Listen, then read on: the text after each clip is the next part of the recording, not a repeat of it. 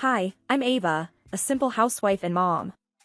The story of Mark and me wasn't always tinted with the shades of disconnect it now bore. It began like a fairy tale. Our joy multiplied when we discovered I was pregnant. We spent nights talking about our future, about the little life we were about to welcome.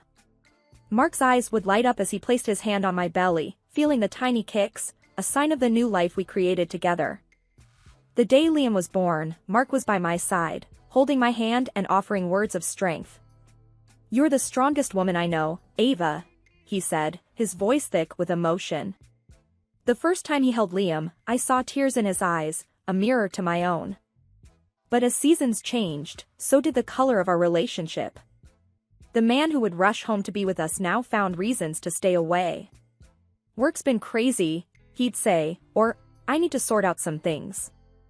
Excuses piled up, each one chipping away at the foundation of our family. One evening, as the sun dipped below the horizon, casting long shadows across the living room, I decided to breach the growing gap between us. "Mark, do you remember how we used to be? How we planned for Liam, how we dreamed of our future?"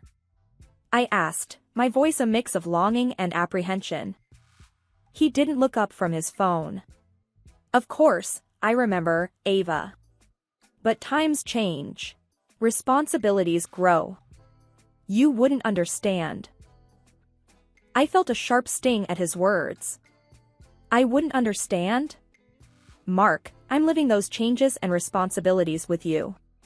But it feels like I'm doing it alone. You're here, but not really with us." Mark sighed, a sound of annoyance rather than understanding. "Ava, what do you want from me? I'm providing for this family, isn't that enough?" I shook my head, the ache in my heart growing. "It's not just about providing, Mark. It's about being present, sharing moments with Liam, with me. We used to talk, laugh, and now." "Now what?" he interjected, finally looking at me, his eyes void of the warmth I once knew. "Now, I feel like a single parent. Liam asks about you, wonders why you're not around. And I miss my husband. I miss us." Mark stood up abruptly, his chair scraping against the wooden floor. "You miss us?" "Ava, I'm right here. But I have to work, I have to ensure our future. I can't just sit around and pretend everything's fine." I watched him, the distance between us more profound than the room that held us. "Pretending isn't what I want, Mark. I want reality, our reality. But it seems like we're living in two different worlds now." He walked away without another word, leaving me in the growing darkness, the silence a stark reminder of the chasm that had formed between us. The day had started like any other, but it quickly turned into one I'd never forget. It was a typical Thursday morning, and I was in the kitchen, Liam chattering away about his toy cars. The phone rang, piercing the mundane tranquility. It was my dad, his voice usually so robust and cheerful, now reduced to a frail whisper that sent shivers down my spine. "Hey, Dad, what's up?" I asked, trying to sound upbeat despite the worry that crept into my voice. "Ava, sweetheart, I've got some bad news," Dad said, and I could hear the strain in his voice, the effort it took for him to speak those words. "The doctors, they found cancer, Ava. It's bad." My heart sank, and I gripped the counter for support. "Cancer? Dad, no, that can't be right. You're always so healthy." He let out a tired sigh. "I thought so too, honey. But the tests don't lie. We're looking at our options, but the doctors, they aren't too hopeful." Tears welled up in my eyes as I struggled to process his words. I had to tell Mark, he needed to know, to be there for me, like he used to be. Mark was in his home office, buried in his work as usual. I knocked softly, my mind a whirlwind of emotions. "Mark, can I talk to you?" "It's important," I said, my voice barely a whisper. He glanced up, irritation flashing across his face. "What is it, Ava?" "I'm swamped right now." I took a deep breath, trying to steady my shaking voice. "It's my dad. He's been diagnosed with cancer. It's serious, Mark. For a moment, there was silence. Then, to my disbelief, a smirk appeared on Mark's face. Cancer, huh? Well, that's unfortunate. How much do you think we're talking about in terms of inheritance? I felt a cold chill run down my spine. Inheritance? Mark, are you serious? My dad's sick, and that's all you can think about. He shrugged, his indifference cutting deeper than any knife. Well, Ava, let's be realistic. The old man's not getting any younger. It's a smart move to start thinking about what comes next. You know, for Liam and our future. Anger bubbled inside me, my hands balling into fists. You're unbelievable, Mark. My dad might be dying, and you're counting dollars? Where's your heart? Mark stood up, his expression hard and unyielding. Look, Ava, I'm just saying what everyone's thinking but too afraid to say. It's about being practical, not emotional. I stared at him, my heart pounding with a mixture of grief and rage. Practical? There's nothing practical about being a heartless jerk. My dad needs us right now, and all you care about is money. He rolled his eyes, a gesture that fueled my fury. Don't be so dramatic, Ava. It's not about the money. It's about being prepared for the future. Prepared? You call this being prepared? I shot back, my voice rising. You're so wrapped up in your own world that you can't even see the pain right in front of you. Mark let out a dismissive snort. Pain, drama, whatever you want to call it, Ava. I've got real problems to deal with. Let me know when you're done with your little emotional episode. He turned his back to me, effectively ending the conversation. I stood there, trembling with a mix of sorrow and disbelief. The house was quiet, too quiet, the kind of silence that weighs heavy on your shoulders. Liam, my little ray of sunshine, had finally drifted off to sleep after what felt like hours of bedtime stories and lullabies. I crept out of his room, my mind a whirlwind of thoughts. Mark had been distant lately, more than usual, and it gnawed at me, a constant nagging in the back of my mind. As I made my way through the dimly lit hallway, a faint whisper stopped me in my tracks. It was coming from the living room. Mark's voice, hushed but intense, filtered through the air. A sense of unease settled over me. Who could he be talking to at this hour, and why so secretly? I edged closer, the floorboards creaking under my feet. My heart was pounding, each beat loud in the eerie silence of the night. Yeah, I'm fed up, totally fed up, Mark was saying, his voice a mix of frustration and bitterness. Ava's driving me nuts, always on my case. And the kid, always whining. It's like I can't catch a break. I felt a sting in my chest, his words slicing through me. I pressed my back against the wall, the coolness of the paint barely registering. This wasn't the Mark I knew, or at least, the Mark I thought I knew. The woman on the other end of the line giggled, her voice a sharp contrast to the turmoil swirling inside me. But honey, soon you'll be free, right? Once her old man kicks the bucket, you'll have the dough. We can ditch this dead-end life and start fresh. Mark's laugh, dark and devoid of any warmth, filled the room. You got that right. Her dad's loaded, and Ava doesn't have a clue. Once he's gone, we'll be rolling in it. Just gotta play the grieving husband for a bit, and then it's just you and me, babe. I couldn't believe what I was hearing. This man, the one I had shared my life with, was plotting against me, against us, his family. The conversation continued, their words a poisonous concoction of deceit and betrayal. But with each passing moment, my shock transformed into determination. Mark thought he had it all figured out, but he was gravely mistaken. I wouldn't let him get away with this, not without a fight. The hospital's sterile smell was a stark contrast to the chaos brewing in my heart. Dad's room was at the end of the long corridor, each step towards it heavy with dread. But I needed to see him, to talk to him about the tangled web Mark had woven around us. Dad was sitting up in bed, his face drawn but his eyes bright with that familiar spark of resilience. "Ava, my girl, come here," he said, his voice stronger than I'd expected. "Dad, I'm so sorry. This is all just too much," I said, the words tumbling out as I took his hand, its warmth a small comfort. He squeezed my hand, a silent message of strength. "Ava, we're fighters, you and me. Don't you forget that." I took a deep breath, the hospital's hum a distant noise. "Dad, there's something else. It's Mark. He's not the man I thought he was. He's planning to leave me, take everything after.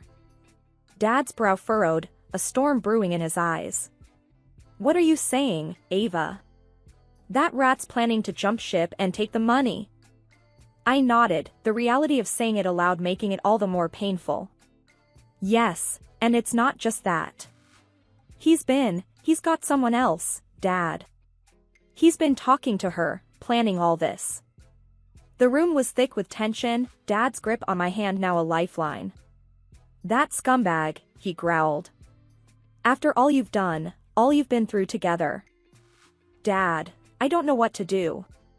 He's got access to everything, the accounts, the investments. If he leaves..." Dad's eyes narrowed, the fighter in him rising to the surface. "Listen, Ava, we're not letting him get away with this. You're my daughter, and no one messes with my family." "But how, Dad?" "He's always one step ahead," I said, feeling the weight of despair. Dad's smile was a mix of cunning and resolve. "Ava, in my days, I've dealt with plenty of rats. And the thing about rats? They always fall for the cheese." I looked at him, confusion and curiosity mingling in my thoughts. "Cheese, Dad?" He chuckled, a sound that echoed with a lifetime of wisdom and wit. "A metaphor, my girl. We're going to set a trap, a lure so tempting that he won't be able to resist. And when he goes for it, that's when we spring the trap." I could feel a spark of hope, a flicker of the old fire that used to define me. "What's the plan, Dad?" "We'll make him think the end is near, that the money's about to flow into your hands. His greed will blind him, make him sloppy. That's when you'll gather all the evidence you need. And when the time's right, we'll pull the rug out from under him." It was risky, a high-stakes game of deception and cunning. But it was a chance, a way to turn the tables on Mark and reclaim my life. "Dad, if we do this, there's no turning back," I said, the gravity of our plot settling in. Dad's grip tightened, a silent pact between us. "Ava, we're in this together. To the end. And another thing, the doctors screwed up with their diagnosis, I'm tougher than they thought." As I left the hospital that day, Dad's plan replaying in my mind, I felt a shift within me. The victim of Mark's deceit was gone, replaced by a woman ready to fight, ready to protect her family at any cost. The game was on, and I, Ava, was no longer playing by Mark's rules. One evening, as we sat at the dinner table, the air thick with unsaid words, I decided to lay the first thread of our trap. "Mark, I talked to the doctors today. Dad's condition, it's worse than we thought," I said, my voice steady but laced with fabricated despair. Mark looked up from his plate, his interest piqued, not by concern, but by the scent of the bait. "Worse, you say? How bad are we talking?" I took a deep breath, the lie bitter on my tongue. "They're saying it's just a matter of weeks now. And with the will and everything. It's all going to be so sudden, so final." Mark's eyes glinted, a telltale sign of the greed stirring within. "Weeks, huh? Well, that's unfortunate. But, Ava, we need to think about what comes next. The inheritance, it's going to be a big deal for us, for Liam's future." His words, so void of genuine emotion, fueled the fire inside me. "Yes, Mark, the inheritance. It's all Dad has left for us. I wish it didn't have to be this way." Mark reached across the table, his hand on mine a cold comfort. "Ava, it's tough, I know. But we'll get through this. And once it's all settled, we'll be in a better place, financially at least. The conversation drifted into other mundane topics, but the seed was planted, the first thread of our web intricately woven into the fabric of our daily lives. As the days passed, I fed Mark tidbits of information, each one a carefully crafted piece of the puzzle.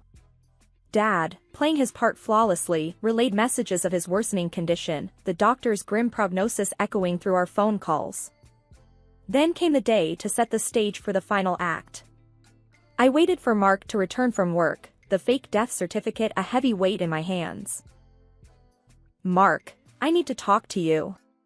"It's Dad, he's gone," I said, the words a rehearsed script of grief and loss.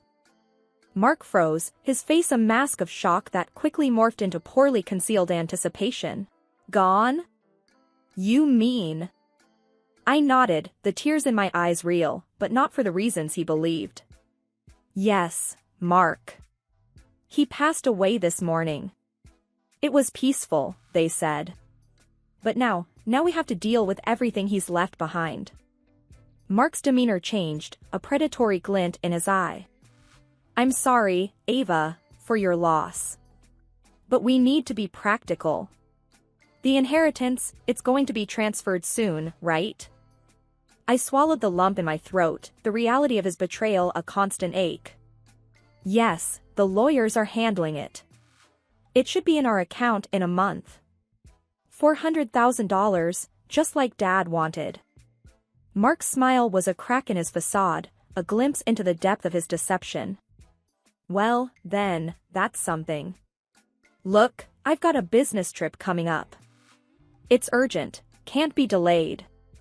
I won't be able to make the funeral." I pretended to be surprised. "A business trip? Now?" "Mark, my dad just died." He stood up, his back to me as he gathered his things. "I know, Ava, and I'm sorry. But this is important. For our future. You understand, right?" As he left, the final piece of our web in place, I knew the moment of reckoning was near. Mark, with his plans and his mistress, was walking right into the trap we'd set.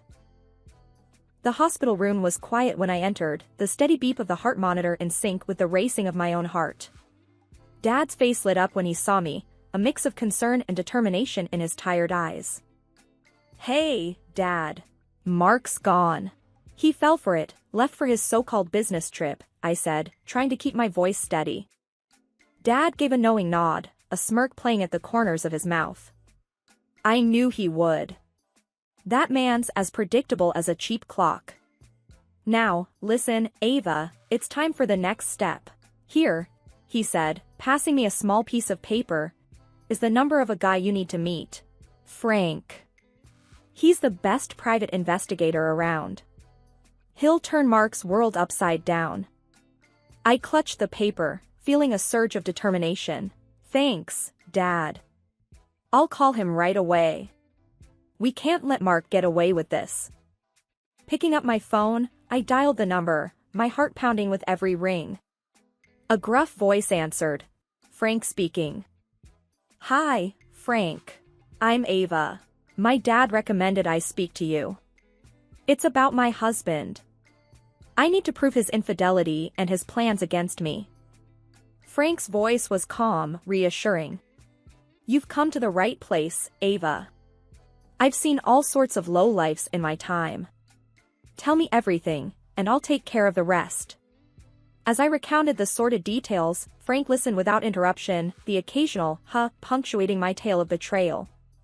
"All right, Ava. I've got a clear picture now. I'll start tailing your husband immediately. You'll get regular updates from me." And he did it.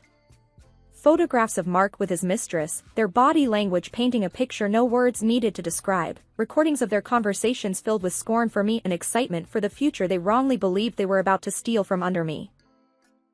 Each piece of evidence was a blow, but also a building block in the case I was building against Mark. I stored everything carefully, a dossier of deceit that would soon come crashing down on him. One evening, as I sat in the dim light of the living room after putting Liam to bed, I reviewed the latest batch of evidence. The sound of their laughter, the sight of them cozying up, it hurt, but it also fueled my resolve. Dad's voice from our last conversation echoed in my head. Ava, he's a fool. And fools tend to dig their own graves. You just make sure you're there to push him in. For a whole month, I had been a silent warrior, balancing my role as Liam's mom with the covert operation to expose Mark's treachery. My days were filled with phone calls to Dad, updates from Frank, and nights spent sifting through the evidence of Mark's betrayal. Then my phone rang, shattering the silence of the evening. It was Mark, his voice a blend of confusion and urgency. Ava, what the hell's going on? I just checked our account, and it's practically empty. Where's the money from your old man's will? I let out a cold laugh, the sound echoing the bitterness in my heart. Oh, Mark, you really are clueless, aren't you? There's no inheritance because Dad's not dead. He's very much alive. Mark's confusion turned into disbelief. Alive? But, Ava, you told me. Why the hell would you say he passed away? I leaned against the kitchen counter, the cool marble against my skin a stark contrast to the heat of the moment. I needed to see how low you'd go, Mark. And guess what? You didn't just go low, you hit rock bottom. Running off with your girlfriend, plotting to snatch my inheritance, you really outdid yourself. Mark's voice shook, a cocktail of fear and realization. Wait, Ava, what are you talking about? What evidence? The smirk on my face was one of triumph, a warrior savoring her victory. I'm talking about the snapshots of your infidelity, the sweet recordings of your betrayal. Frank's been quite the busy bee. We've got everything, Mark. Every rendezvous, every nasty plan spelled out loud and clear. Panic laced Mark's words, a symphony of desperation. Ava, please, let's talk about this. It's not what you think. We can fix this, can't we? But the time for talking had long passed. Fix this? Mark, you shattered everything. There's nothing left to fix. I'm filing for divorce, and I'll make sure the judge hears every sordid detail of your escapades. Infidelity, planned fraud, and don't think I've forgotten about child support. Mark's pleas were a drowning man's grasp at straws. No, Ava, don't do this. I'm begging you. Give me a chance to make things right. The resolve in my voice was ironclad, the final nail in the coffin of our marriage. A chance? It's too late, Mark. The game's over. The phone line went silent, the end of an era, the curtain call of a marriage built on lies. As I hung up, the reality of it all sank in. The trap had been sprung, the prey ensnared. The courtroom was an arena where truth battled deceit, and today, it was the battleground for my new beginning. Mark sat across from me, a mere shell of the man I once knew. His eyes darted around, avoiding my gaze, a silent testament to his guilt. I sat upright, my resolve as firm as the wooden back of the chair supporting me. The judge entered, his presence commanding immediate respect. We're here to address the case of Mrs. Parker versus Mr. Parker, he began, his voice authoritative and impartial. This court will not tolerate deceit and betrayal. Mr. Parker, how do you respond to the charges against you? Mark's voice trembled, a stark contrast to his usual bravado. Your Honor, I admit I made mistakes. But I'm not the villain she's making me out to be. Please, I'm asking for a chance to make things right. I couldn't help but scoff quietly at his plea. Standing up, I addressed the courtroom, my voice steady and clear. Your Honor, the evidence speaks louder than his hollow words. This man, who vowed to be a partner and father, chose betrayal and greed instead. His actions shattered our family. He doesn't deserve leniency, he deserves to face the full weight of his actions. The judge nodded solemnly, his eyes scanning the room. The court has reviewed the evidence, and it's clear. Mr. Parker, you are to pay $200,000 for your betrayal and $2,000 monthly for child support. You've broken trust in the most egregious way, and today, you are held accountable for your actions. Mark's face fell, the finality of the judgment a crushing blow to his delusions of escape. The gavel struck, the the sound echoing the closing of a painful chapter. As I stepped out of the courtroom, the sunlight greeted me like a long-lost friend. Liam came running, his little steps quick with anticipation. "Mom, is it over? Can we go home now?" I scooped him into my arms, his presence a reminder of the life that awaited beyond the courtroom's walls. "Yes, my love, it's over. We're starting anew, just the two of us, stronger and braver." Dad approached, his strides confident, his smile wide. "Ava, you did it. You stood your ground and showed him you're not someone to mess with. This is your new beginning, your time to shine." I glanced at Dad, then down at Liam, my heart swelling with pride and hope. "Yes, Dad. It's our time. A new chapter, one we write ourselves."